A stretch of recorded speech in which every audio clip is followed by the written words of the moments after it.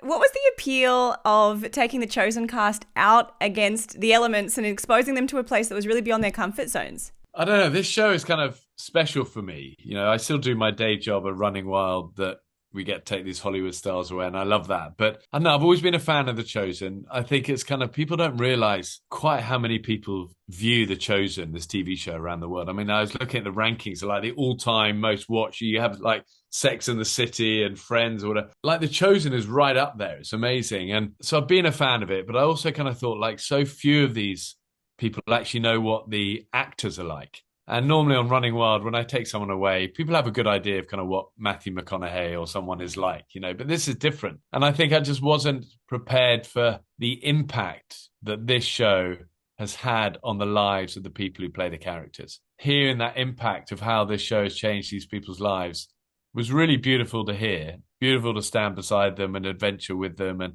hear those stories, but also Mm. really moving, genuinely moving. And, I can see why people are excited about it. I actually feel like there's been more fan interaction ahead of a show and excitement over this than anything I've done. And it's kind of cool to see. Yeah, I mean, the Chosen fans are just so committed. When you're exposed to the vulnerability that the cast are bringing up, hopes, fears, dreams, all of these things, how does that vulnerability that you sit across affect you as you're listening to these stories?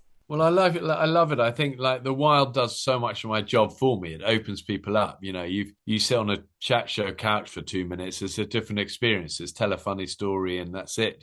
But you climb a mountain and you cross a river with someone and catch a snake and cook it over a campfire. You have different sort of conversations and there's space and time. That's the other thing, there's space. Like sometimes people take a while to go there in the conversations. And I think if you don't rush them and let people kind of talk and follow up with thoughts and go a little deeper and deeper again. And before you know it, you're having kind of really beautiful, honest, genuine conversations. You got to remember, many of them weren't people of like particularly big faith people before, and they were chosen because they were selected because they were the right person for the role. But somehow this kind of journey changed them and got into their hearts, and it's been amazing to hear like a lot of emotion on this show. And I kind of wasn't prepared for that, I suppose, but I loved it.